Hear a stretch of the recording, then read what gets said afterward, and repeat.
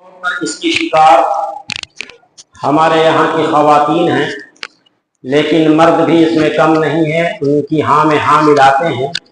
ان کے غلط کو خود بھی غلط سمجھ بیٹھتے ہیں، جبکہ اسلام کے اوائلی دور کو اگر آپ دیکھیں گے تو ایسے کئی واقعات نظر آتے ہیں جو ظاہری طور پر خوشی، فرحت، شادمانی سے پر نظر آتے ہیں۔ مثلا یہی سفر المظفر کا مہینہ ہے جس میں آقا کریم صلی اللہ تعالی علیہ وسلم کے کئی نکاح میں سے ایک نکاح آپ کا اس مہینے مبارکہ میں بھی ہوا ہے۔ دوسرے یہ کہ فتح خیبر آپ نے سنا ہوگا، بارہا علماء کرام سے سنا ہوگا اس کی چرچا۔ یہ اتنی طویل جنگ تھی، اتنی طویل لڑائی تھی کہ ماہ محرم سے شروع ہوئی اور ماہ سفر میں آ کر یہ مکمل ہوئی ہے۔ فاتح خیبر حیدر کرار رضی اللہ تعالیٰ عنہ کو اللہ تبارک و تعالیٰ نے ان کے دست مبارک سے یہ فتح عنایت فرمائی ہے۔ عزیزان ملت اسلامیہ، تو یہ مبارک مہینہ اپنے آغوش میں کئی ایسی خوشیاں، کئی ایسی فتح سمیٹے ہوا ہے جس کی بنیاد پر اسے منحوس گرداننا، نحوست والا مہینہ گرداننا یہ سراسر حدیث کی روشنی کے خلاف ہے۔ لہذا ہم جس طریقے سے دیگر مہینے میں اپنی خوشیوں کا اہتمام کیا کرتے ہیں، شادیات کیا کرتے ہیں، اور کوئی ایسی خوشی کی تقریب مثلا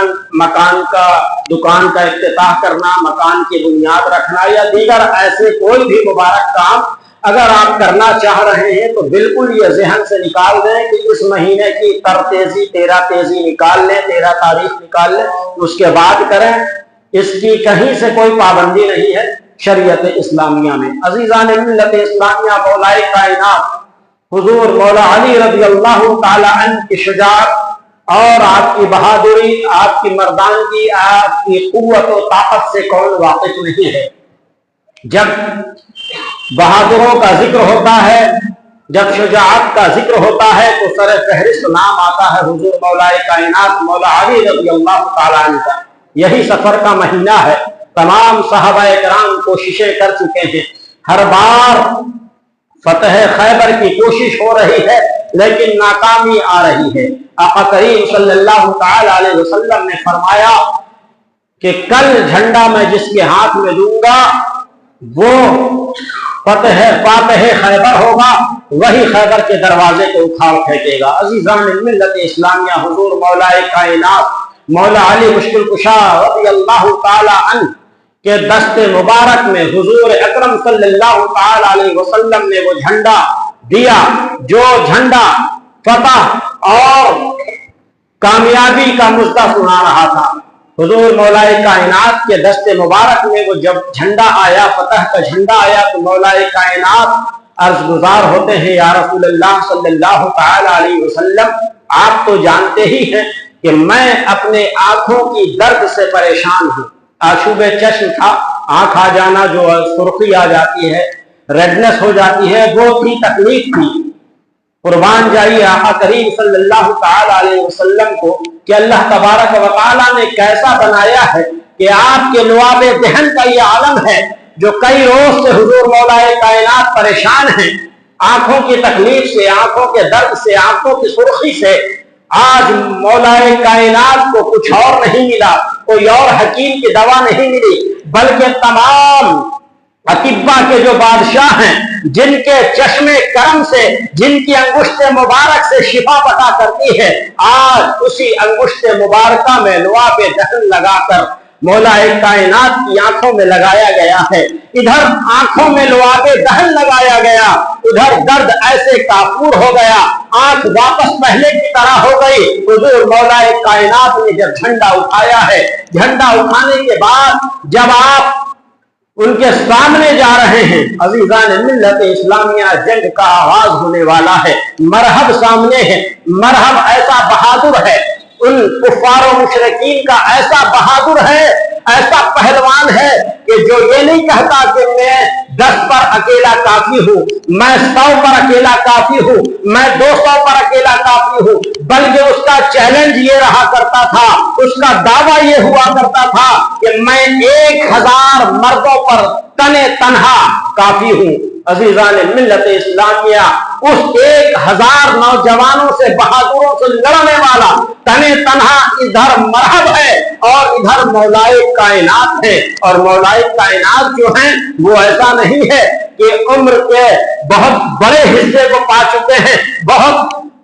درمیانی حصے میں ہیں، بلکہ عالم یہ ہے کہ ابھی آپ کی ریش مبارک نکل رہی ہے، یعنی داڑھی مبارک نکل رہی ہے، یہ عالم ہے، یعنی نوجوان ہے ابھی آپ، اس کے اکارڈنگ آپ کی گنتی ابھی بچوں میں ہے۔ وہ کہتا ہے کہ کیا کسی مرد میں طاقت نہیں، کسی بڑے میں طاقت نہیں کہ بچے کو بھیج دیا ہے؟ حضور مولا کائنات نے فرمایا کہ تم جسے بچہ سمجھ رہے ہو وہ ابھی آنے واحد میں تمہیں بتا دے گا کہ یہ بچہ کیا ہے۔ اس نے کہا، اے بچے، کیا تم مجھے جانتے نہیں؟ کیا تم مجھے پہچانتے نہیں؟ میں مرحب ہوں، مرحب، یہ نام تم نے سنا ہوگا، میں اس علاقے کا شیر مانا جاتا ہوں، مجھے پورے مدینہ المنورہ میں لوگ شیر جانتے ہیں۔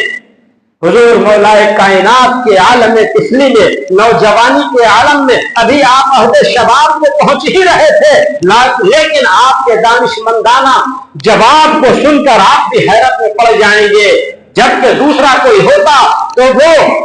اس کے اوپر خوف طاری ہو جاتا، لرزہ طاری ہو جاتا، وہ گھبرانے لگتا، لیکن قربان جائیے حضور مولا کائنات کی ہمت و شجاعت پر آپ فرماتے ہیں، اے مرحب،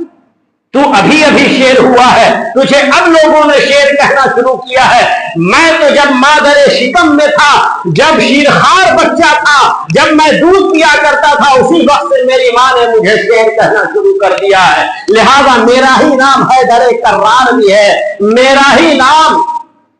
شیر ہے، اسد ہے، ہمارا ہی نام یہ آپ جانتے ہیں القاب میں ہے، مولا کائنات کے بے شمار القاب میں ہے، ان القاب میں آپ کو اسد بھی کہا جاتا ہے، اسد اللہ الغالب، شیر، یہ تمام کے تمام معنی شیر کے آتے ہیں۔ تو مرحب نے جو ہی جھجھلا کر غصے میں آ کر وار کیا ہے تو حضور مولا کائنات نے اپنی ڈھال پر اسے روک لیا، اس ڈھال پر جب آپ نے اس کے وار کو روکا ہے، اس کی تلوار 2 ٹکڑے ہو گئی۔ یہ مرحب شرم سے پانی پانی ہو گیا، پہلے تو شرم سے یہ پانی ہوا کہ اس کے مقابلے میں کوئی مرد نہیں، کوئی بڑی عمر کے لوگ نہیں، بلکہ ایک بچہ آیا ہے، یہ تو پہلے ہی پانی ہو گیا تھا۔ دوسری بار پھر شرم سے پانی ہوا کہ ایک بچے نے اس کے وار کو روک لیا ہے، اور روکا تو ایسے روکا کہ اس کی تلوار 2 ٹکڑے ہو گئی۔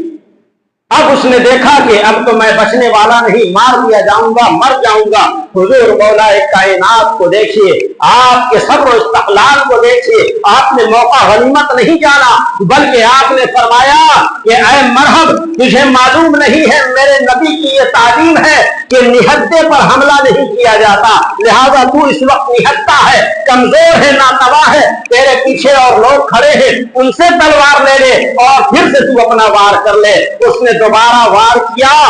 تو حضور مولا کائنات نے روک لیا ہے، اور روکنے کے بعد جو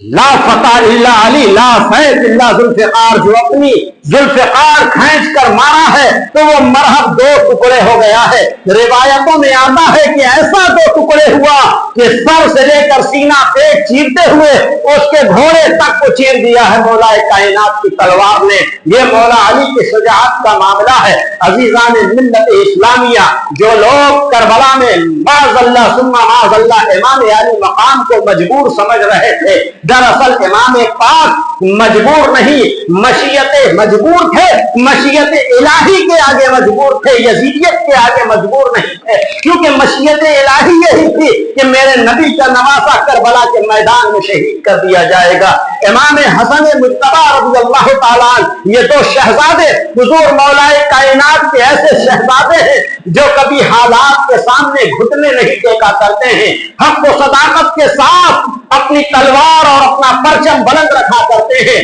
میرے عزیزوں، لہذا آج ضرورت اس بات کی ہے کہ ہم اگر اپنے آپ کو حسینی کہتے ہیں، ہم اگر اپنے آپ کو مولا کائنات کے نام پر اپنا تن من دھن سب نچھاور کرنے والا ताला कहते हैं, तो फिर जरूरत इस बात की है कि हम हमेशा हक का साथ दें, हक के तरफदारी करें और हक बोले और हक के साथ ही जिंदगी गुजारें। मेरे अजीजों, ये अजीम कुर्बानियां सहाबाए कराम ने जो पेश की है, ये अजीम कुर्बानियां करबला में जो पेश की गई है, वो बस इसीलिए है कि नई नस्लें, आका करीम की आने वाली नई उम्मतें वो हमेशा हक के साथ रहें, ना हक का साथ नहीं दें। मेरे अजीजों, तो ऐसा नहीं है कि कल जो दौर था आज वो दौर खत्म हो गया है। कल भी जहां हक था वहां बातिल था, जहां बातिल था उससे डट कर लड़ने वाला हक भी मौजूद था। तो ऐसा नहीं है कि आज बस हक ही हक मौजूद है, आज भी बातिल मौजूद है। जरूरत इस बात की है कि जज्बे हुसैनी के साथ, जज्बे मौलाए कायनात के साथ, जज्बे सहाबाए कराम के साथ हम खड़े हो